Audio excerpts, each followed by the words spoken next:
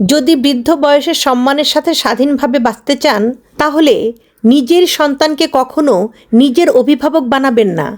আর যে ছেলের নিজের ক্ষমতায় বাড়ি করে কিংবা বাসা ভাড়া করে নিজের স্ত্রীকে রাখার মতো উপার্জন নেই, তাকে কোনো বাবা মা নিজে উদ্যোগ নিয়ে বিয়ে দেবেন না। বর্তমান সময়ে চারিদিকে যা দেখছি তাতে মনে হয় প্রত্যেক বাবা মায়ের উচিত বেঁচে থাকতে নিজের বাড়িতে ছেলে এবং ছেলের বউকে পার্মানেন্টলি না আশ্রয় দিয়ে কোনো ভাড়া বাসায় বা ছেলের নিজের ক্ষমতায় ক্রয় করা কোনো বাসা বাড়িতে নিজেকে সংসার পাততে বলা। এ ব্যাপারে বাবা মাকে স্ট্রং সিদ্ধান্ত নিতে হবে। পুত্র স্নেহে দুর্বল হলে চলবে না। আর মৃত্যুর আগ পর্যন্ত কোনো বিষয় সম্পত্তি সন্তানের নামে লিখে দেবেন না। মৃত্যুর পর ওয়ারিশান সূত্রে তারা সম্পত্তির মালিকানা এমনিতেই পেয়ে যাবে। বৃদ্ধ বয়সে হেল্পিং হ্যান্ডের সাহায্য নিন, অনেক শান্তিতে থাকবেন। খুব অসুবিধা হলে বৃদ্ধাশ্রমের হেল্প নিন। শহরে প্রচুর 5 স্টার বৃদ্ধাশ্রম আছে, তেমনি অনেক বিনা খরচের বৃদ্ধাশ্রমও আছে। আপনার সামর্থ্য অনুযায়ী চয়েস করুন। ইউটিউব সার্চ করলেই ডিটেলস পেয়ে যাবেন। ছেলের সংসারের অসম্মানের অন্যের চেয়ে বৃদ্ধাশ্রমের অন্ন অনেক বেশি সম্মানের।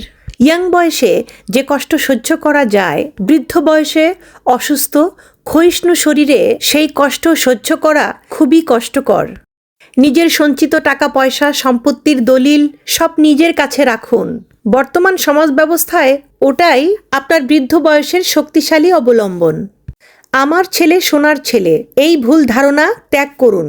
আপনার সন্তান হীরা নাকি কয়লা সেটা সময়ই বলে দেবে।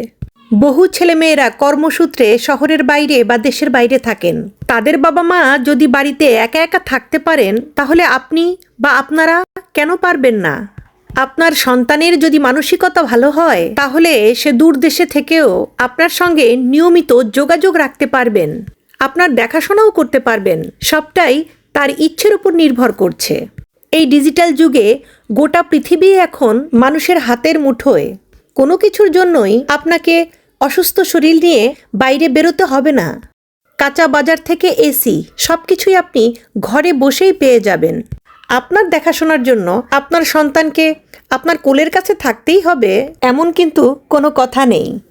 বাড়ির electric bill, gas booking, mobile recharge, আরও আছে পানির মেশিনের সার্ভিসিং, এসি সার্ভিসিং, বাবা মায়ের ওষুধপত্র থেকে মুদিখানার সামগ্রী, অ্যাম্বুলেন্স থেকে নার্সিংহোম পরিষেবা, সব কিছুই ইচ্ছে থাকলে দূরে থেকেও সুন্দরভাবে পরিচালনা করা যায়।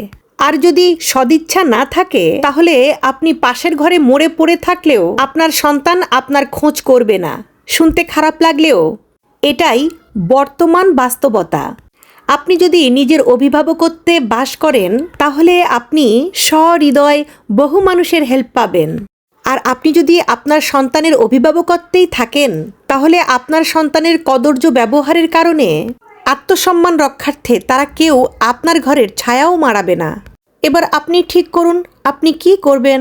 দিনরাত কলহ করে কাঁদতে কাঁদতে সন্তানের দেয়া অবহেলার ভাত খাবেন, নাকি কাজের লোকের রান্না করা খাবার নিজের অধিকারে খাবেন, নাকি কোনো বৃদ্ধাশ্রমেই বাকি জীবনটা আনন্দে না হলে সম্মানের সঙ্গে কাটাবেন?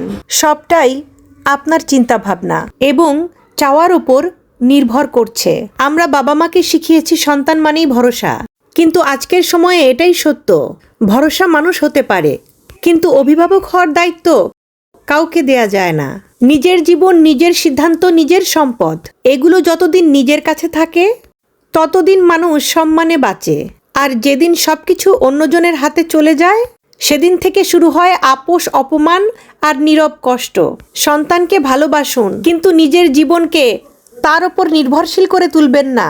সন্তান পাশে থাকলে ভালো, আর না থাকলেও যেন আপনি নিজে দাঁড়িয়ে থাকতে পারেন। এই শক্তিটাই আজ বেশি দরকার।